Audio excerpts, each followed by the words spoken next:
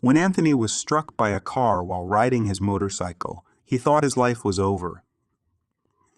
But what he encountered in the afterlife was just the beginning. With a glimpse into the future and a visit from the divine, Anthony must navigate the line between life and death and make a choice that will change his fate forever. Welcome to Peculiar Stories, where we explore the fascinating world of near-death experiences and offer new perspectives on the meaning of life and death. Our goal is to shed light on these profound stories, deepen your understanding of life, and provide valuable insights to our audience.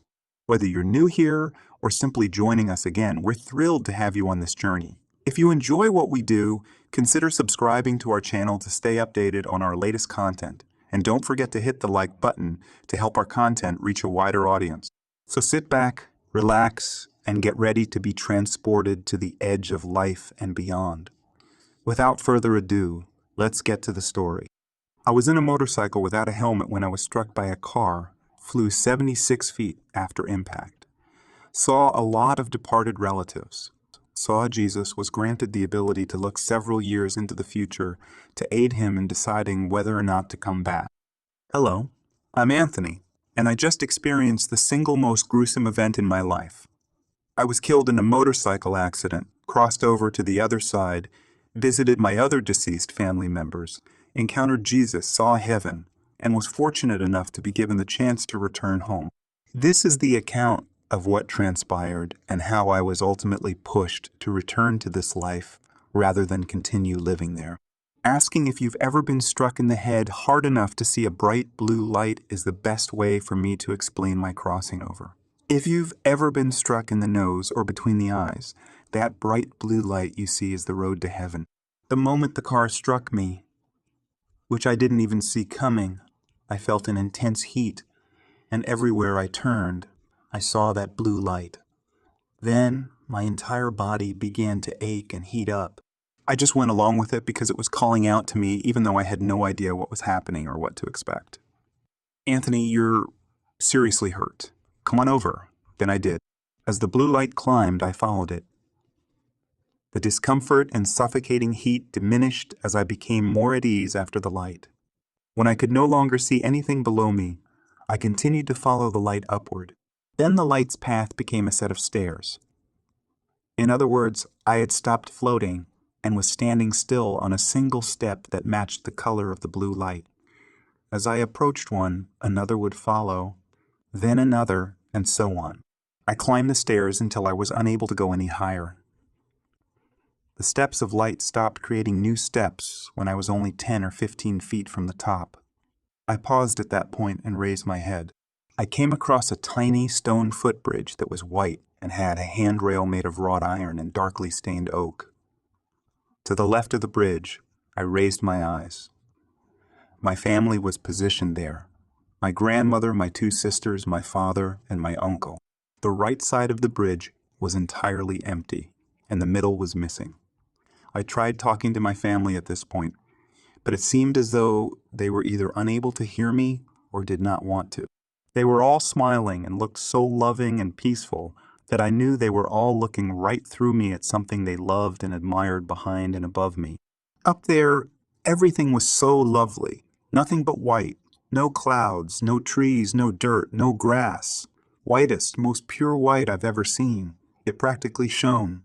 There was a sizable building beyond the bridge, made of small, square windows and white stones. I wasn't sure what to think at the time, but now that I'm back and have had time to think about it, I believe it might have been heaven itself. My father was the first to speak with me. "Anthony," he exclaimed, "how did you get up here?" I replied, "I don't know. Anthony, you know that jacket of mine." He then asked, I affirmed, "That wasn't intended for you, I guess. It is your brother's property." If you had been wearing that jacket at the time of your accident, what might have happened? I questioned. Accident? I had no idea what he was talking about because I was unaware that anything had taken place. The leather jacket I was wearing when the car struck me was then displayed to me by my father. Everything was cut up. I now understood what he meant. His jacket would have also been damaged if it had been on me at the time of the incident. Then, where would your brother have been? My father asked, as if sensing what I was contemplating. Without my father's jacket, which meant so much to them both, I thought once more. My father advised me to return the jacket to my brother as quickly as possible because it wasn't intended for me. "Sure, Dad, I'll get it back to him as soon as I can," I responded. Then, just as I turned to address my sisters, a white, opalescent glow enveloped everyone. It appeared to be the kindest energy imaginable, so bright, so pure. Then another shadow, this one made of the purest gold, appeared between the white shadow glow and their actual selves. I was speechless with awe.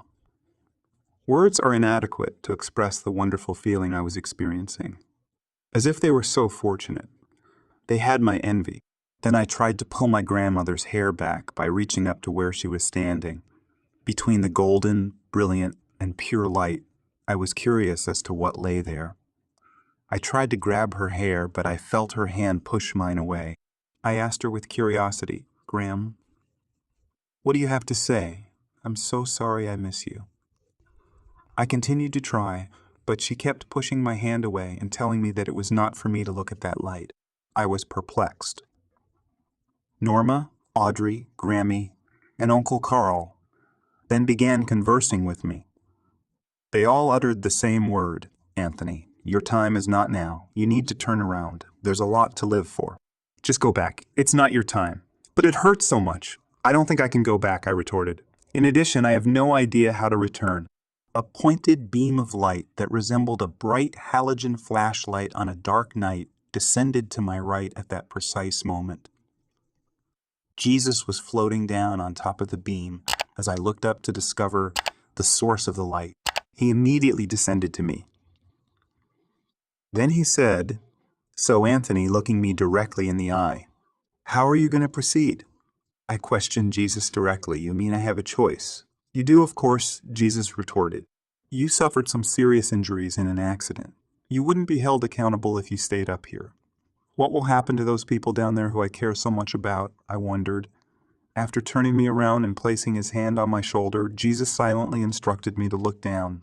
Everyone I care about was standing together, looking so dejected and lost when I looked down. Jesus then revealed to me what my death would mean for the people I love. He then opened them up so that I could see their hearts as well. My mother Grace, my sisters Christy and Diana, my brothers Darren and Bovey, and my wife Anne were all visible to me. Pieces of their broken hearts were dripping to the ground. Their hearts were breaking, Jesus told me. I also saw Nicholas and Danielle, my stepchildren. Then Jesus said, "This is what life without you in it will be like." I had a sadness in my heart when I saw my mother, and it wouldn't go away. She kept asking, "Why my special little baby?" Then I turned to look at Anne. Anne never left the house, stopped eating, increased her smoking, and most importantly, she never went on a date or out with anyone. I then noticed Daniela. She was getting ready to walk down the aisle when she was about 20 years old, but there was no one there to propose to her. She was in tears. She desired a traditional nuptial and would have done anything for me to attend, to witness her beauty and pride. She was aware that I would have approved of the husband she chose. Like I was a true man's man, I knew I had to go back at that point, so the decision was no longer difficult. The prayers of everyone who cared about me then began to reach me. Pauline, my wife, my mother, my in-laws, my siblings, and my older neighbors. As though they were present, I could hear their prayers and thoughts.